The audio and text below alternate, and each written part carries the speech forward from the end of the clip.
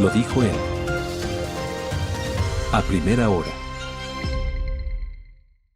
Muy bien, arrancamos o avanzamos o continuamos, porque ya arrancamos la ronda de entrevistas en la primera parte del espacio. Ahora vamos a recibir en nuestra mesa de trabajo a Enaira Chalán. Ella es dirigente indígena, en su momento se desempeñó como vicepresidenta de la Ecuarunari. Enaira, qué gusto, bienvenida. ¿Cómo está usted? Muchísimas gracias, Fabricio, por la invitación y bueno, acá presente para hablar un poco sobre el movimiento indígena. Gracias a usted por la gentileza de acompañarnos. Creo que es la primera vez que le entrevistamos en vivo de forma presencial a Enaira Chalán. En otras ocasiones hemos conversado con ella de forma telemática y aprovechamos su presencia acá en Quito. ¿Fue un fracaso el paro, Enaira? Es decir, ya con cabeza fría, analizando las circunstancias, los 31 días de este paro, ¿fue un fracaso? Bueno, yo creo que esa pregunta es bastante compleja y sobre todo entendiendo el momento actual en el que estamos viviendo el Ecuador. Yo creo que trasladarle de fracaso a una legítima protesta al hecho de que la gente decida tomarse incluso las calles en su reclamo para ser escuchadas, no es un fracaso del gobierno no poder haber escuchado justo esta demanda que no se viene en este momento a la mesa, sino que ya ha estado en el paro del 2019, incluso mucho más antes, ¿no? Que ha sido uno de los temas mucho más sensibles a tocarse en cada gobierno de turno. Entonces, yo sí creo que el mismo gobierno ha tenido también parte de responsabilidad de lo que significa el fracaso, no del movimiento indígena, no de un levantamiento, no de una movilización, sino de las condiciones actuales que estamos viviendo en el Ecuador. ¿Cómo quedó el movimiento indígena tras este paro?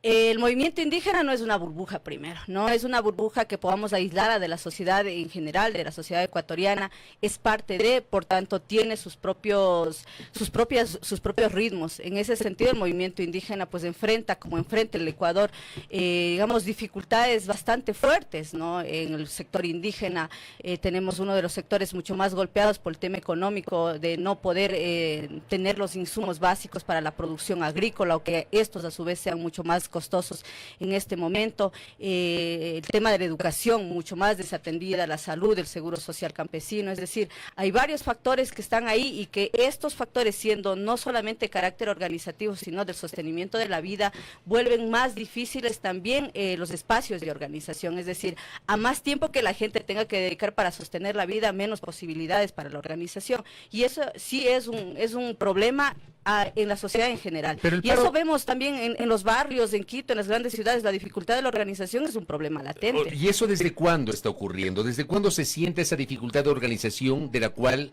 el movimiento indígena y de la cual la CONAIE no han podido abstraerse, Enaira?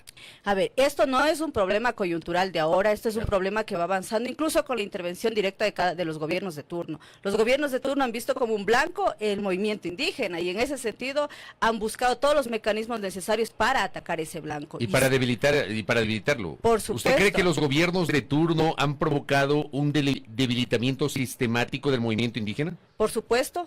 Creo que hay una planificación para debilitar las organizaciones sociales y sobre todo el movimiento indígena ecuatoriano que ha sido. Pero eso no se sintió en 2019 y 2022, Enaira. En 2019 y 2022 hubo una fuerza del movimiento indígena que ya no se sintió en 2025. Incluso esa fuerza pudiera ser mucho más grande, porque esa fuerza que se vivió en octubre del 2019, en junio del 2022, no corresponde, por ejemplo, a la totalidad de las comunidades indígenas a nivel nacional. Pero además de eso, no solamente es del movimiento indígena, sino es la sociedad ecuatoriana en general, por ejemplo, aquí mismo, los barrios de Quito, cómo se organizaron también para poder, de alguna manera, estar presentes, ya sea con donaciones, ya sea con alimentación, en un proceso de movilización. Y sí, o sea, vemos que esos espacios tuvieron una contundencia mucho mayor que podemos atribuirle quizá también a un tema de la conducción nacional. Entonces, yo creo que hay muchos factores que se atraviesan para calificar o descalificar a una movilización que en este caso se dio bajo estas circunstancias y en donde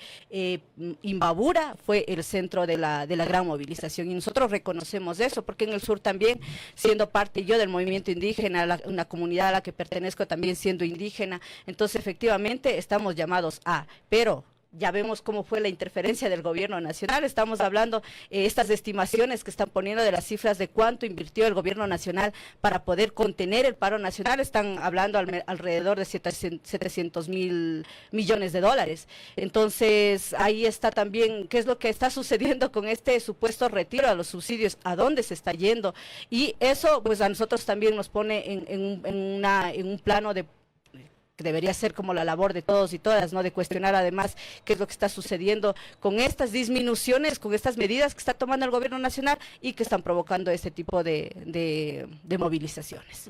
¿Cómo, y de ahora en adelante, es decir, yo me refería también a cómo queda el movimiento indígena, digamos, si lastimado, dividido, y qué es lo que se viene, digamos, a futuro, porque claro, ahora se ha decidido que finalizó el paro, la salida a las calles, ahora se replegaron en las comunidades. ¿Qué se viene entonces? A ver, las comunidades indígenas y el movimiento indígena en general tiene siempre procesos de evaluación, o sea, son procesos obligatorios de evaluación. Desde la comunidad más pequeña los dirigentes son evaluados, a diferencia de lo que sucede con los políticos en general, las dirigencias tienen una evaluación permanente y eso es importante porque permite ir corrigiendo también las cosas que no se han hecho bien, porque un proceso de movilización no es un proceso normal, no es un proceso en donde las decisiones estén absolutamente planificadas y esas se vayan cumpliendo a rajatabla, sino hay decisiones que se van tomando sobre la marcha y esas decisiones suelen ser correctas o suelen ser incorrectas. Eso dependerá mucho de la evaluación que se pueda tener en los diferentes espacios de la estructura organizativa de la CONAIE. Dio la impresión durante este paro, Naira, que la dirigencia de la CONAIE iba por un andarivel, las bases por otro andarivel, y dentro de la propia dirigencia de la CONAIE, el Marlon Vargas por un andarivel y el resto por otro andarivel. A mí tal vez lo que más me llamó la atención es el anuncio en solitario, pero soledad absoluta de Marlon Vargas, aquel miércoles, poco antes del mediodía, cuando aparece en un video anunciando el cese del paro. Porque no es la forma, es decir, no es la mecánica con la cual ustedes, generalmente un movimiento indígena, hace sus anuncios que siempre demuestran una decisión colectiva, o que esos anuncios responden a una resolución colectiva. Vargas apareció solo. Yo le pregunto si usted tiene una lectura sobre eso, para poder entender por qué estuvo solo, si esto lo hizo unilateralmente, lo hizo luego de dialogar con las bases, si fue estratégico que él aparezca solo. ¿Qué pasó?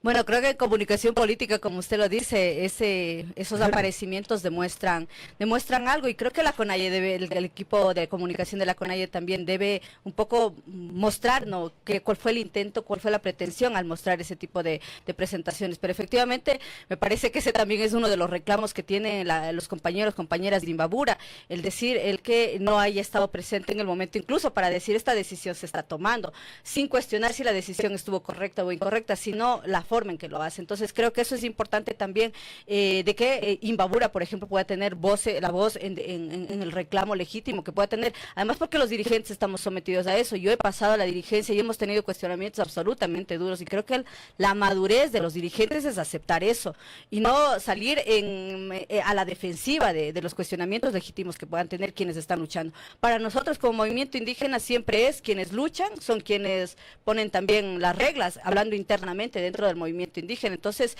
si es que de pronto eso no pasó, Marlon Vargas también deberá responder legítimamente hacia los pueblos y nacionalidades, hacia quien representa. ¿Hay malestar, digamos, en contra de Marlon Vargas del movimiento indígena? Bueno, creo que el mensaje lo dice todo, no tendría por qué redundar en que si hay malestar o no hay malestar, el mensaje lo dice todo. Entonces Imbabura luego, posterior, aparece también ya en una rueda de prensa, un aparecimiento donde efectivamente sí hay dirigencias que están ahí tomando también una posición y creo que eso es el mensaje absolutamente claro de lo que se está diciendo de parte del movimiento indígena. Yo quiero insistir un poco en qué va a ocurrir luego y también, digamos, en el contexto de lo que ocurrió también en el paro nacional, ¿verdad? Veíamos en medio del paro que hubo una reunión con el ministro John Reinberg de parte de bases, de parte de algunas autoridades, etcétera. Luego se dijo que el paro iba a finalizar, no ocurrió. Al siguiente día, digamos, se recrudeció en algunas zonas del país, y digo del país porque también ocurrió en Calderón, aquí en la zona norte de Quito. ¿Qué es lo que va a pasar entonces con esta división, con esta ruptura que ahora mismo se evidencia el movimiento indígena? Bueno, yo vuelvo y repito, ¿no? Hablar creo que de división no es posible, sí hablar sobre momentos en el que efectivamente hay factores que atraviesan y que esos pueden ser marcados también por el tipo de conducción que tiene. Y yo vuelvo y repito, y no solamente cuestiono la conducción nacional, sino también la conducción desde los espacios más pequeños, desde las comunidades, a donde yo correspondo también, haremos la respectiva evaluación. Es más, tenemos ya planificado una asamblea para este tipo de evaluaciones, entonces eso lo hacemos. Y eso se va viendo en la marcha, ¿no? En cómo van evaluándose a las dirigencias. Entonces, decir que sí, que efectivamente las comunidades también estamos atravesando problemas que no han sido normales. Por ejemplo, respecto, no somos las mismas comunidades de los años 90, de inicio de la década, del inicio del siglo XXI, pero entonces eso nos invita a nosotros a reflexionar y a tomar nuevas decisiones, además de cómo van a ser las dinámicas organizativas. Y yo creo que momentos como estos que atravesamos, además a nivel planetario, ¿no? La crisis ambiental, estamos viendo como el aumento del extractivismo a nivel de nuestros territorios, la avanzada de las derechas, entonces sí, efectivamente nos pone en otro plano de ir repensando nuestras lógicas, y eso implica serios procesos de evaluación. Hemos hablado precisamente con algunos representantes de encuestadoras que han dicho que a escala nacional el paro no estuvo bien visto. ¿Cómo ustedes lo han percibido incluso en Imbabura? Hay incluso una data de que el 70% de los ecuatorianos, ayer estuvo por acá Francis Romero de CLIC, por ejemplo, y él decía que 7 de cada 10 ecuatorianos no respaldó el paro, o sea, el 70% de las personas encuestadas no respaldó el paro. ¿Eso qué les dice en consonancia con lo que le pregunta André? A ver, eso que nos dice es que se está viendo con un lente la realidad ecuatoriana y se está viendo además ese acto. Pero si pusiéramos a evaluar a la población ecuatoriana de cuál es su opinión respecto del retiro del subsidio de los combustibles, yo estoy segura que la mayoría de los ecuatorianos no está de acuerdo. Entonces esa es la consecuencia de una mala decisión. Y evidentemente la narrativa del gobierno nacional ha aportado mucho en eso. Nos metieron en el mismo saco de la declaratoria de conflicto interno armado al movimiento indígena, a los sectores que estamos resistiendo a varias de las decisiones que está tomando este gobierno, pero también los gobiernos anteriores. Entonces no es una cosa que está sucediendo ahora. El hecho de que cada vez de pronto la sociedad y en el sentido común admitan menos los procesos de movilización, tiene mucho que ver con ese aporte que está haciendo en este momento las ideas de derecha. Es decir, vayan a trabajar, sí, perfecto, pero ¿en qué condiciones? Y yo el día de ayer, por ejemplo, posteaba una foto en donde en los territorios indígenas y campesinos llega la fuerza pública y llega a pisar sembríos. ¿Quién llega a interrumpir entonces el trabajo campesino indígena? Porque solamente se ve cuando es un tipo de trabajo y quizá un tipo de trabajo relacionado a esto, por ejemplo, a las oficinas, a la burocracia, relacionado a los trabajadores en empresas, pero no al trabajo independiente que hacen las comunidades indígenas y campesinas para sostener la alimentación a nivel nacional. Entonces, creo que se mira con un ojo de cómo se evidencia. Nosotros tampoco podemos decir que para nosotros un momento de movilización es un momento de algarabía, ¿no? Para nada, es un momento muy doloroso, es un momento que a nosotros nos cuesta mucho también como movernos en ese escenario, porque uno no sabe lo que pueda suceder, y eso estar a la merced también de la violencia desmedida de parte de la fuerza pública contra los manifestantes que van hacia el cuerpo. Ese elemento que acaba de decir Naira sobre la violencia desmedida, yo mismo lo he repudiado en este espacio. Pero yo le pregunto a usted si también desde el movimiento indígena hay una actitud de autocrítica con lo que igualmente se vio por el lado de los manifestantes. O sea, nosotros también encontramos a gente violenta del lado de los manifestantes, gente que agredía incluso a personas que en Otavalo o en Cotacachi pretendían abrir sus locales, inmediatamente les agredían. O vimos, por ejemplo, imágenes de personas que se bajaban con una lanza a ponchar las llantas, los neumáticos de los vehículos. O también vimos a gente utilizando bombas Molotov, o lo que pasó con el cuartel de policía de Otavalo. ¿Son autocríticos con esa otra parte también, Naira? Bueno, Fabricio, yo creo que en este momento decir sobre el cuartel de la policía en Otavalo es adelantarse a una poca claridad que tenemos también sobre la Contraloría General del Estado. Le adjudicaron la culpa y la responsabilidad al movimiento indígena y hasta ahora no se dan las pruebas. Es decir, nuevamente una narrativa diciendo que el movimiento indígena es culpable del cuartel, yo no lo creo, y ahí hay responsabilidades y hay claridades que el gobierno nacional debe dar y que el sistema de justicia debe dar, algo que no ha sido para nada prolijo respecto de la Contraloría. Entonces yo sí le pongo en dudas respecto de quiénes han sido los violentos acá, porque sí, efectivamente, la desmedida violencia de parte de la fuerza pública genera también una resistencia, y genera una resistencia y una defensa legítima, para mí legítima. ¿Cuál Que sería eso, su hipótesis, por ejemplo, en lo que ocurrió en el tema de esta UPC, la Unidad de Policía Comunitaria? nuevamente, un escenario absolutamente armado y planificado. ¿Para qué? Para poder atacar con la brutalidad que posteriormente hicieron, ¿no? Entonces, eso sí demuestra que... ¿Un y bueno, autoatentado, sí, creería sí, usted? por supuesto. Yo sí creo que están implicados ahí miembros de la Policía Nacional en cómo se condujo, tal cual como se lo hizo. Para nosotros, la responsabilidad sobre la Contraloría General del Estado